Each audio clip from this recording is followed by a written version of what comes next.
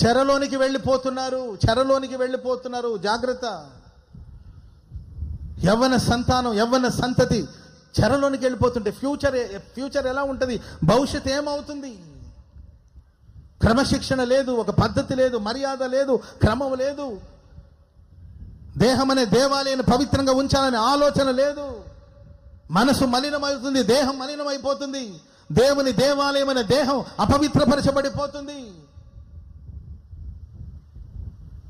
దేహం దేవుని సొత్తు. అది జారత్వానికి, వ్యభిచారానికి చేయబడింది కాదండి, అది దేవుని సొత్తు. కానీ యవ్వన సంతతి చెరలోనికి వెళుతున్నారు. కన్నవాళ్ళు చూస్తున్నారు. ఏమీ చెయ్యలేని నిస్సహాయపు స్థితి. బిడ్డల జీవితం కళ్ళ ముందే పాడైపోతుంటే, చెరలోనికి వెళ్ళిపోతుంటే చెప్పుకోలేని పరిస్థితి, వాళ్ళని విడిపించుకోలేని పరిస్థితి, రక్షించుకోలేని పరిస్థితి, భయానకమైన పరిస్థితుల్లోనికి యవ్వన తరం వెళ్ళిపోతుంది. ప్రియమైన వాళ్ళరా, చెరలో నుండి దేవుడు మీ సంతానాన్ని వెలుపలికి రప్పించబోతున్నాడు, రక్షించబోతున్నాడు. బెదిరించేవారు లేక దేశం నిమ్మలించి నెమ్మది పొందబోతుంది. చెప్పండి కూడా మంది గట్టిగా.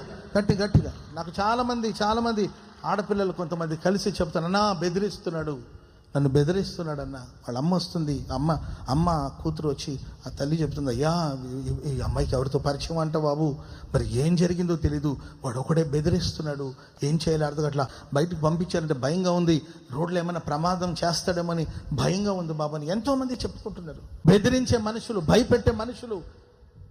వాక్యం సెలవిస్తుంది, చెరలో నుండి దేవుడు నిన్ను వెలుపలికి రప్పించబోతున్నాడు. చప్పట్లు కొడుతూ ప్రభుని స్తుతించు.